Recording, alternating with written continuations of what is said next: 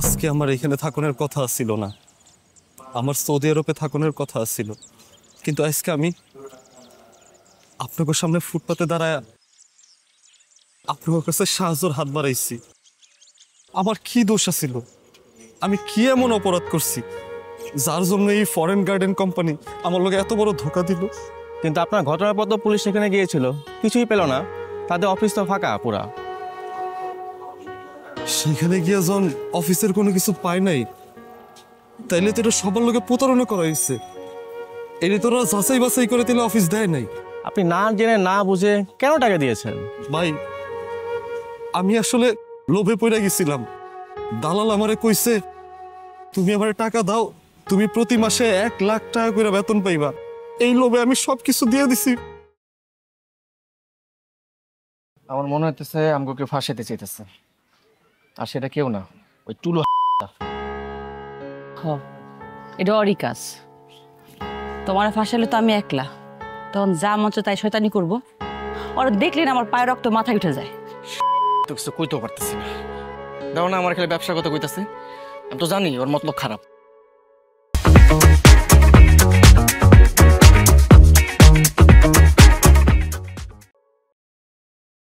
বাদামের ডালাটা তো হারাই ফেলাইলা। খালা কিন্তু রাগ করছে, খালি রাগ না, অনেক বেশি রাগ করছে। এখন কি করবা? কি করবো বুঝতেছি না।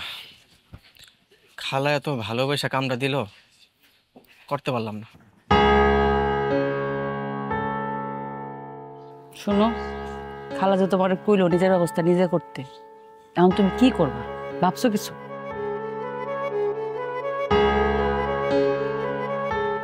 আমার মাঝে মাঝে কি মনে হয় জানো, মনে হয় তোমার এনে গ্রামে চলে যাই।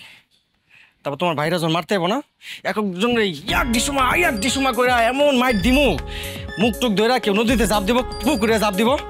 কেমন হবো কত ব্যাপারটা? কসু হইব, মুখে যত কওয়া যায় সহজ না, কামটা অত কঠিন। তুমি কি মনে করছো আমার ভাইরা বোধাই কিছু কইব না? সবাই রাগি পাজি, আমার তো চিন্তা করলে গায়ের পশম খাড়ায় যায়। আমার ভাইরাও কম পাজি, তোমার ভাইগো থেকে 1 ফুট বেশি হইলো পাজি। আমার নিজের আপন ভাই হওয়া সত্ত্বেও আমারে জায়গা জমি দেয় নাই। আর আমি দেখো একটা মেয়ের ভালোবাসা এই শহরে যাযাবরের মতো ঘুরে বেড়াইতেছে। আমার বাড়ি তো কত জায়গা, অথচ আমি ঢাকা শহরে নিজের বউরে নিয়ে ছোট্ট একটা ঘরের মধ্যে থাকি। ওরা আরামে খেতে দানে ভাত খেতেছে, পুকুরে বড় বড় মাছ খাইতেছে, আর আমি বাদাম ভিজা খাইতেছি। মন খারাপ করো না, তোমার এরকম দেখলে আমার খুব কষ্ট হয়। তোমার কিচ্ছু করা লাগবে না, দরকার পড়লে ঘরে বসে থাকবা। আমি ঘরে বসে থাকলে কামাই করবো কে? সংসার কেমনে চলবো? দরকার পড়লে আমি সংসার চালাবো। তুমি এই কথা কহ না। আমি তোমার বিয়ে করছি ভালোবাসার জন্য,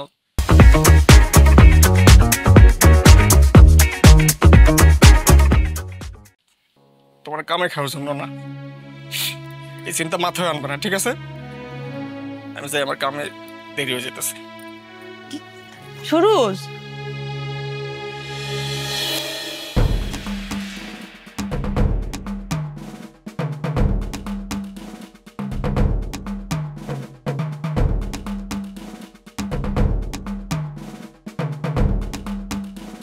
আজকে আমার এখানে থাকুনের কথা ছিল না, আমার সৌদি আরবে থাকুনের কথা ছিল, কিন্তু আজকে আমি আপনাদের সামনে ফুটপাতে দাঁড়ায় আপনাদের কাছে সাহায্যের হাত বাড়াইছি। আমার কি দোষ ছিল? আমি কি এমন অপরাধ করছি যার জন্য এই ফরেন গার্ডেন কোম্পানি আমার লোকে এত বড় ধোকা দিল? কিন্তু আপনার ঘটনার পর তো পুলিশ সেখানে গিয়েছিল, কিছুই পেল না, তাদের অফিস তো ফাঁকা পুরা। সেখানে গিয়ে যখন অফিসের কোনো কিছু পায় নাই, তাইলে তো এটা সবার লোকে প্রতারণা করা হয়েছে। এটা তোরা যাচাই বাছাই করে দিলে অফিস দেয় নাই। আপনি না জেনে না বুঝে কেন টাকা দিয়েছেন? ভাই, আমি আসলে লোভে পড়ে গেছিলাম। দালাল আমারে কইছে, তুমি আমার টাকা দাও, তুমি প্রতি মাসে 1 লাখ টাকা করে বেতন পাইবা। এই লোভে আমি সবকিছু দিয়ে দিছি। আমার মায়ের শেষ সম্বলটুকু আসলে একটু জমি, আমি সেটাও বিক্রি করে দিছি। আমার মায়ের কানের বালা, আমার মায়ের কানের দুল ছিল, সেটাও বিক্রি করে দিচ্ছে। আমার কাছে আর কোনো কিছু নাই, আমার কাছে কোনো কিছু নাই, আমি শেষ হয়ে গেছি, আমার কাছে আর কিছু নাই।